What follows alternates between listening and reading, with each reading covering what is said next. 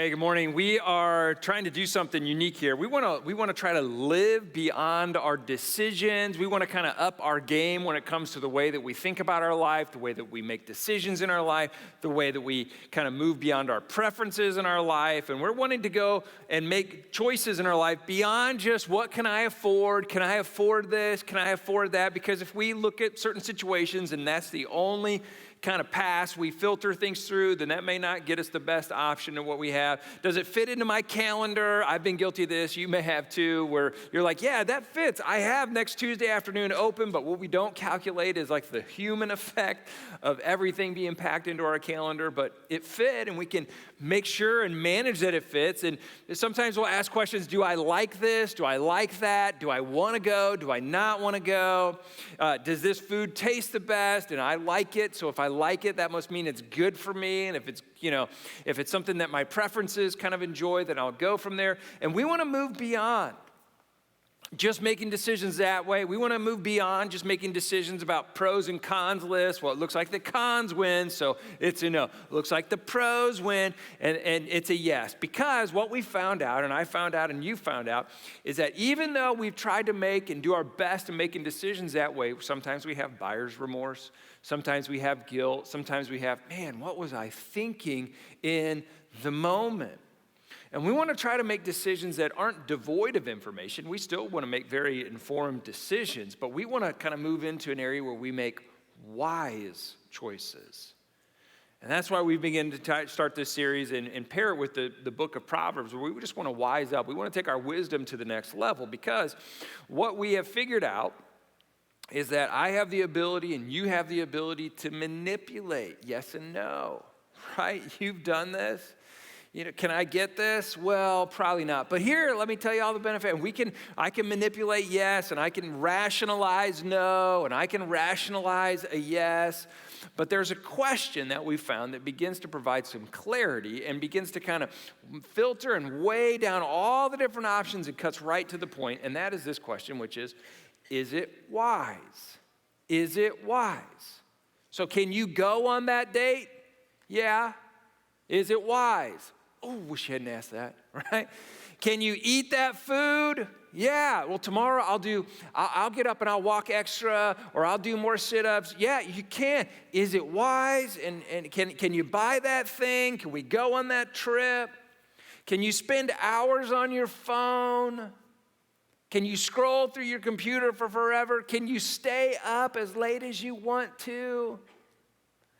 See, all those can be manipulated, all those things can be rationalized, but when we begin to apply wisdom and ask the question, is it wise? That changes the game. And many people don't want to ask the wisdom question because it impedes on what they want to do.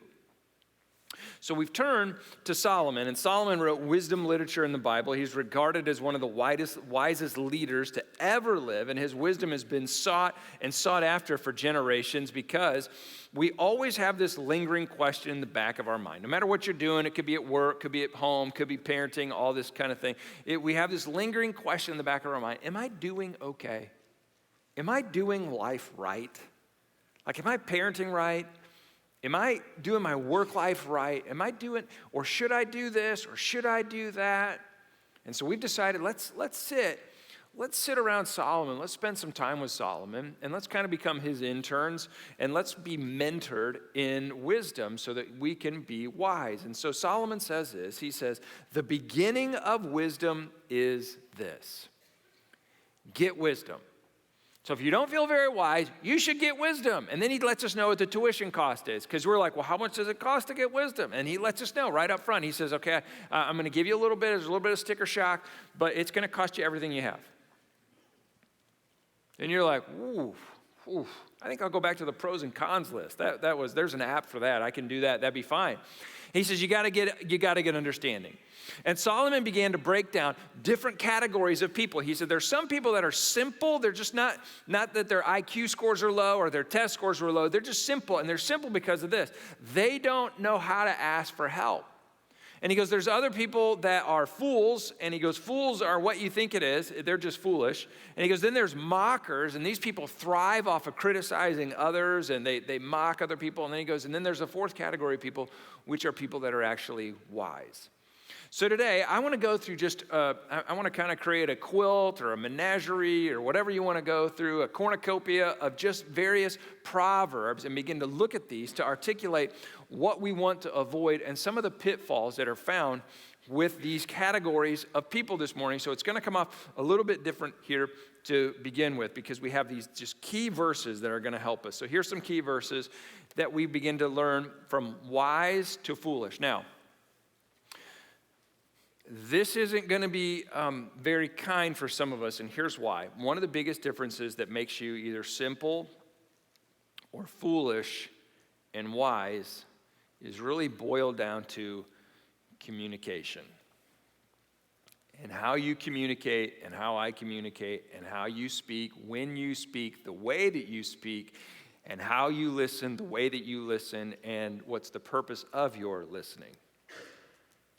So let's just start so that we're all on the same page before. So I just want to make sure that this is equal opportunity of offending today, okay?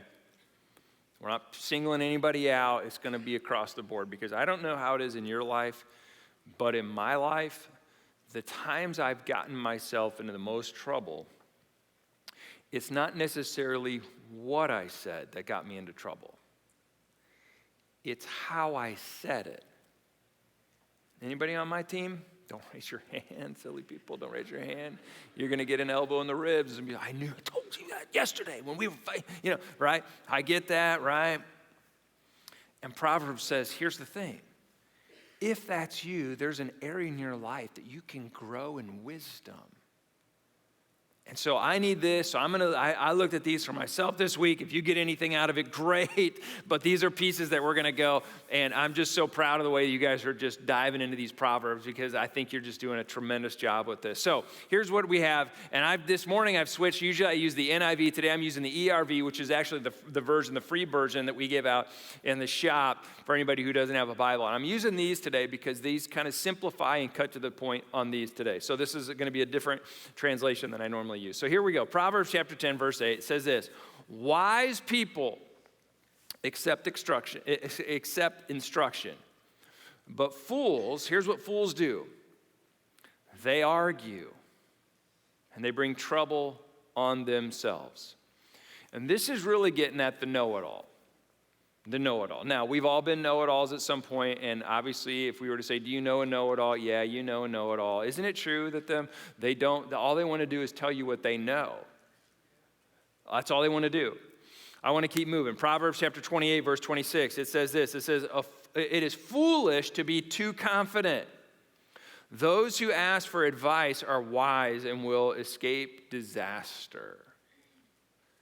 Haven't you ever done a project, maybe at home, and you started in and something didn't go right, and you wish you would have asked somebody or called somebody in? Usually it involves water or electricity that you're like, oh, I can fix that, right? and then this is what it says. Sometimes people get too confident over that. Proverbs chapter 18 says this: fools don't want to learn from others. They only want to tell their own ideas or share their own stories. Have you ever had a conversation with a been there, done that person? Right, and this person tells the same stories over and over and over and over.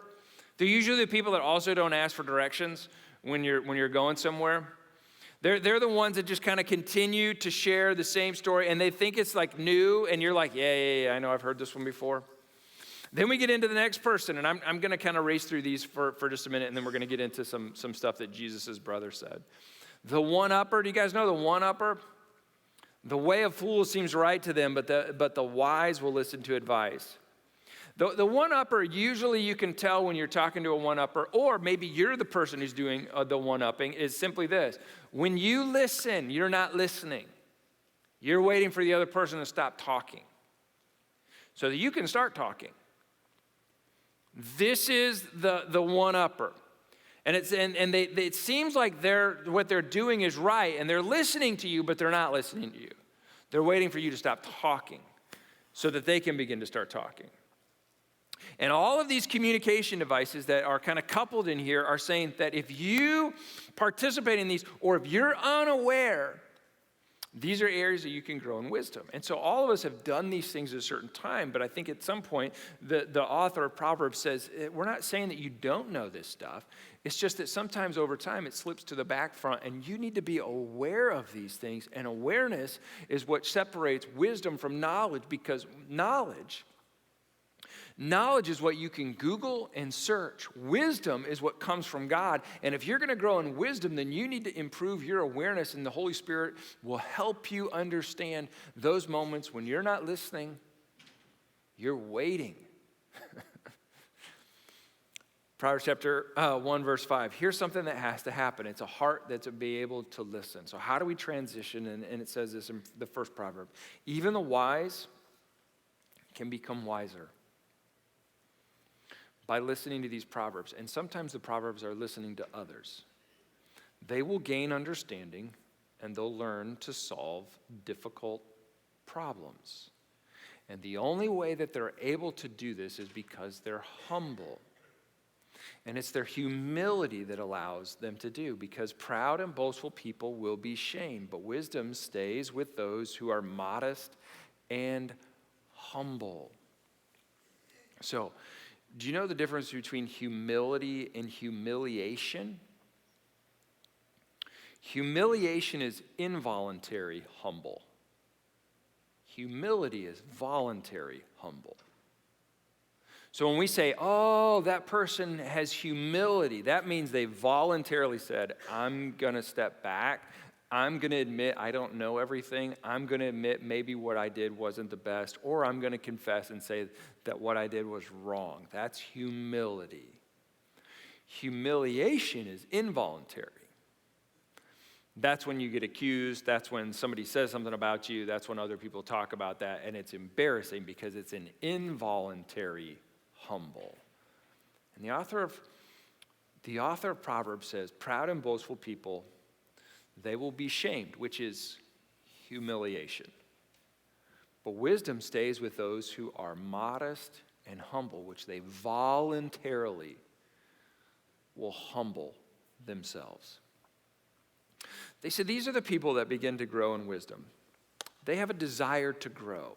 And not just that they have a desire to grow, they spend time with other people with the purpose, express purpose of wanting to grow. You've heard this one. This is maybe one of the most famous proverbs that has been written. It says, as one piece of iron sharpens another, so friends keep each other sharp. Who you spend time with regularly will have a huge impact on your level of wisdom and your ability to grow in wisdom.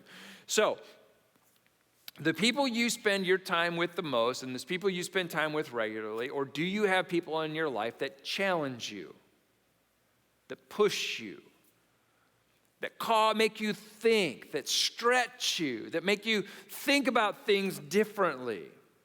Or do you surround yourself with people that you just want to be right in front of? And so they begin to say, if you're going to be sharpened and if you're going to grow in your level of wisdom, you have to begin to find yourself in places that are with people who are going to stretch you. So a couple years ago, I had the opportunity, we as a church, we joined, partnered with another group with North Point. And so every month, I'm on a Zoom with other pastors from around the country. So I have a friend that's out in California, and one in Texas, and one in Colorado, and one in Georgia. And it's a Zoom meeting where we all begin to talk, just pastors, and we begin to stretch one another. Now, by design, we're one of the smaller churches in that group. Why? Why would we do that? Because what does that do with our posture here? If we know sitting into one of those meetings and we go into one of those meetings, do we feel like, oh, well, listen to what we're doing and listen to how great we are and listen to all this? No. It positions us as what? We have a lot to learn. We have a lot to grow. We have things that we need to invite onto ourselves. And who you surround yourself with is where that wisdom grows. Because if you always find yourself as being the smartest person in the room, guess what?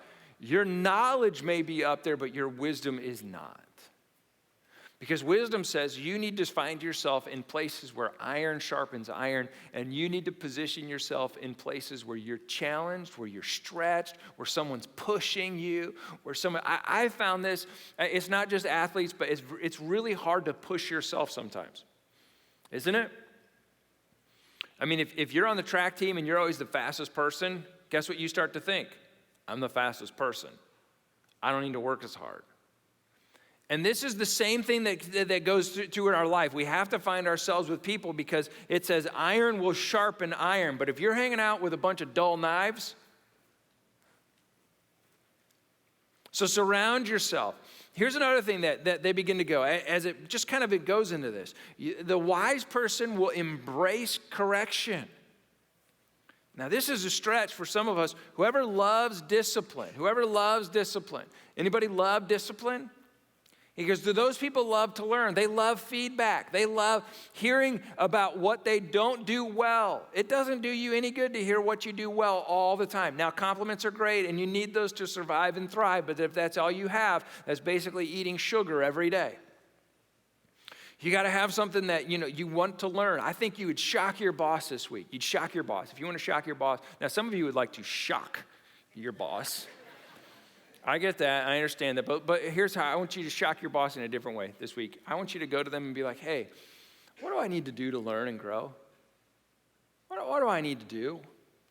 What do you need to tell me about me that would help this organization, that would help where I work, that would help? You do that with your family as well. Say, hey, what are the things about me that I need to work on and where can I grow? This is the desire to learn more about yourself for the purpose of becoming better and wise. We'll get to this in a minute because James is going to talk about this. Jesus' brother is going to talk about those who live with excuses. And we're going to spend some time on this.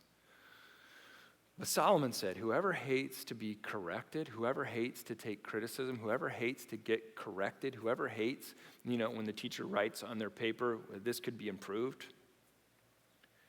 Whoever doesn't like that is stupid.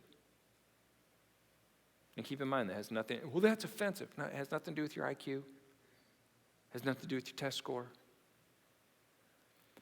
It says you're just not very smart if you aren't willing to take what it next to do to get better at what you do.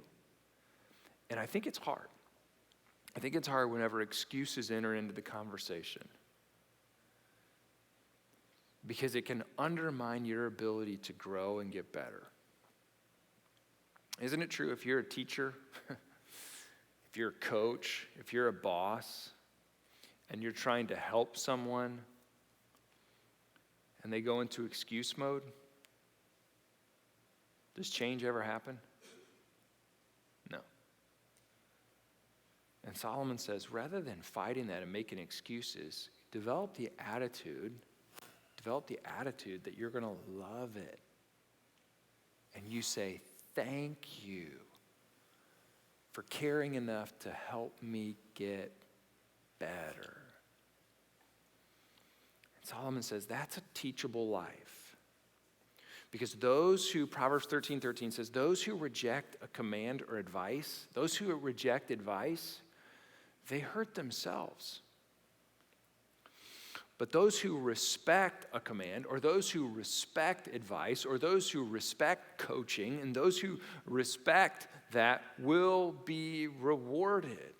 Because the teaching of the wise is a source of life, because their words will save you from deadly traps. So here's what I want to do. I want to get into this a little bit further, because Jesus' brother James is just a wise person. And James takes the wisdom of Solomon and he observes his brother's interactions. So he takes what historically has been passed down from his family through the line of David, King Solomon, and we begin to start the New Testament, and that links Jesus into there. And Jesus' brother James takes the wisdom of Solomon and he applies what he has observed his brother doing and living, and he compiles this into this letter that he writes, and he has some wisdom that he begins to go, and he says, here's some things that I've experienced, and here's some things that are helpful, here's some things that are going to make a difference into your life. And you'll pick up immediately as we begin to read this first verse from James, Jesus' brother. You're going to pick up and you're going to go, wait a second, that sounds a lot like something Solomon would say. Ready? James chapter 1, verse 5. If any of you lacks wisdom. See, you're like, wait a second.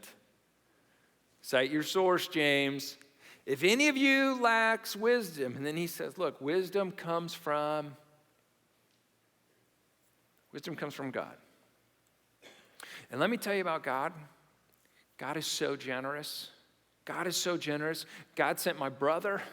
God sent my brother so that you wouldn't have to live a life of sin and you could be free from sin, but not just that you could be free from sin, but that you have the ability to live at a different level where you don't have to just go, should I do this? Yes or no? You can begin to go and employ a wisdom that comes from God and can be imparted through your life so that you can begin to live different. And he says, you should ask your Heavenly Father who will give generously to all without finding fault.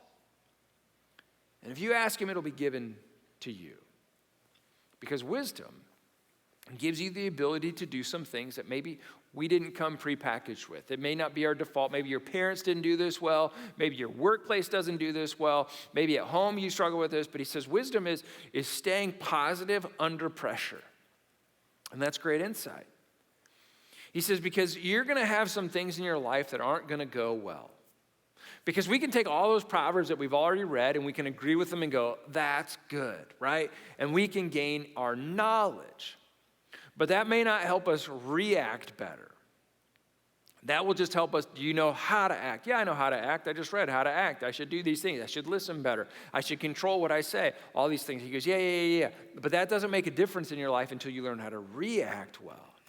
And he goes, how you handle your trials, how you handle those, that's the first test of wisdom. How am I growing in wisdom is to see how are you reacting? How is the change in your reactions to problems that take place? Or does the problems just always blow you away and you're overwhelmed and you throw up your hands and you become angry? Do you get nervous? Do you get upright? Are you agitated? Do you grumble? Do you gripe?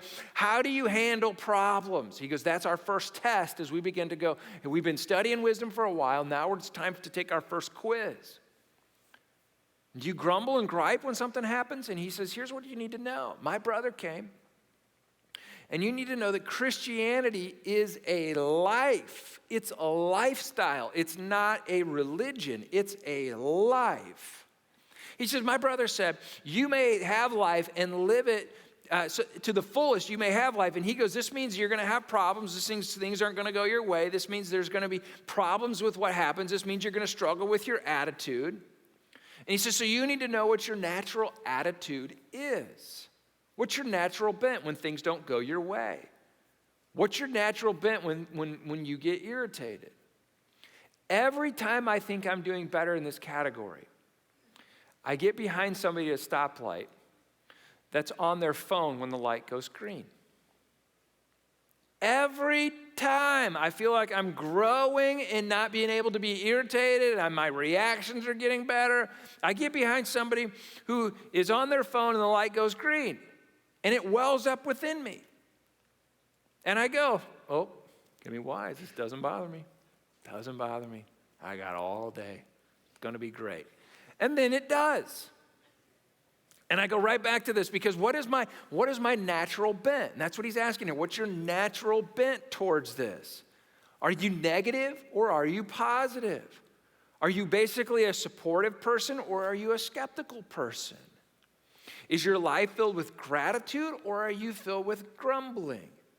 And if you don't know the answer to that, ask somebody who lives with you. They'll be able to answer that real quick for you. Be like, no, I'm not. They'll help you. They'll let you know. Are you the kind of person that's loving? Or are you angry most of the time? Do you get annoyed when things don't go your way? If so, it's okay to confess that you need to grow in wisdom.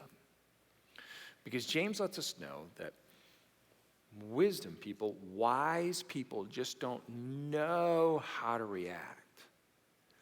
They're able to implement new ways to act. James 1:22 says, don't merely listen.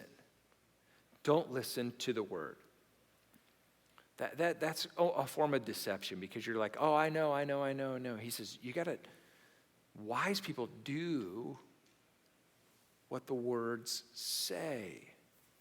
They're sensitive to people. They just don't see their own needs. They see people's needs. They're not immature. You know what immaturity is? Immaturity is just being selfish. It's seeing your own views first. And God says, wait, love is when you begin to treat others. That's a mark of wisdom. So James gets very specific, and he says, don't show favoritism. Don't be a snob. Don't look down on people. Don't ignore people. Don't judge appearances. Don't insult people. Don't exploit people. Because this is the second quiz. The quiz that we have for wisdom is, how do you treat other people? Paul said this, the Apostle Paul said, St. Paul, I may win all kinds of people to the Lord. I may build great church buildings. I may be popular on social media. I may give money to the poor, but if I don't have love, I'm a sounding brass and a tinkling cymbal. It doesn't amount to very much. Love requires humility. And do you know what the greatest act of humility is that you can do? The greatest act of humility that you can offer to someone else is to listen to them. Close your mouth and listen.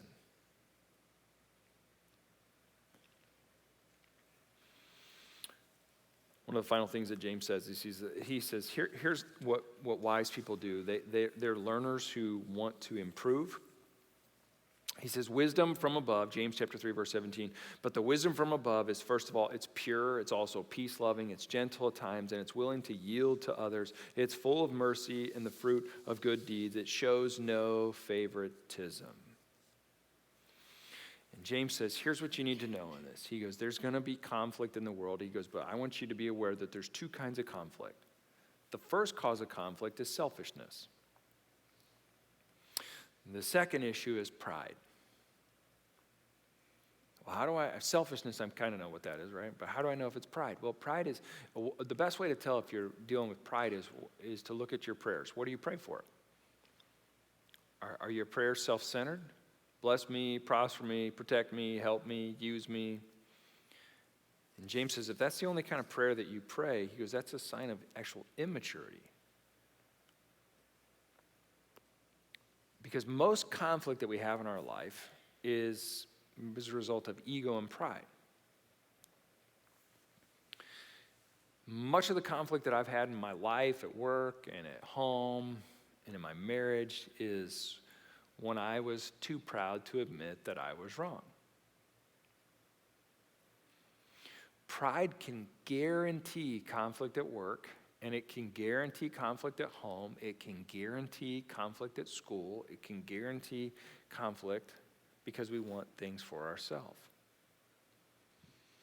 So James has one piece of wisdom that he wants to offer to us. He says, learners, they inspire others by the way that they live. But it's not like rah, rah, rah, win one for the Gipper, we can do this, come on, come on, come on. He says in the next verse, after verse 17, he says, and those who are peacemakers will plant seeds of peace and reap a harvest of righteousness. And the way that we do and make peace is through our mouth. Do you know one of the first things that happens when you go for a checkup at the doctor? You know what one of the first things the doctor checks up, he says, is stick out your tongue. And they can check for anemia and autoimmune disease and food allergies because the tongue is a good indicator of your overall health. I had to go to the dentist last week, and they were like, can you stick out your tongue? And I was like, why? And I love going to the dentist because they always ask me questions and stuff, and you're like, and it's great. And so they were like, we want to do a pre-cancer screening on your tongue and get it out. And because the tongue begins to be a good indicator of your overall health. And your tongue is a great indicator of your overall spiritual health as well. Because most of our self-centeredness, self-control comes from our tongue, and James gives us all kinds of illustrations with this, and it says, he begins to give us all kinds of things, and this is probably why my middle school teacher, my middle school small group leader, when I was in middle school, and I've told this story before, but when I was in middle school, my small group leader said, Paul, she didn't say it this way, she probably said it in a different way, but basically she was saying is, you have a problem with your tongue. I thought, no, seems to work fine. She says, I want to give you a word of the Apostle Paul, and I want you to memorize this verse, and I'm going to ask you every week, and I want you to say this verse every week. 6th grade. I didn't even get an eraser or like a pack of Smarties or anything for this. It was just like, you're going to do this because you need this.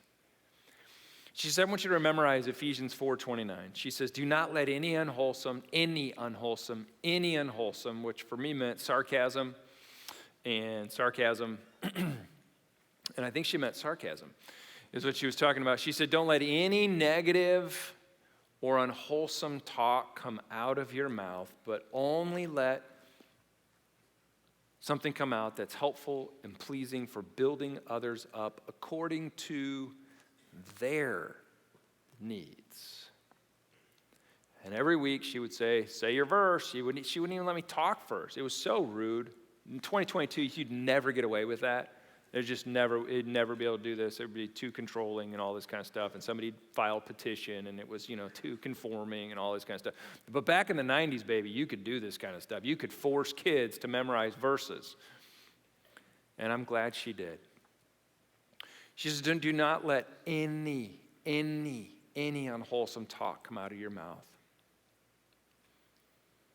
but only what's helpful for building others up according to their needs, so that it may benefit those who listen.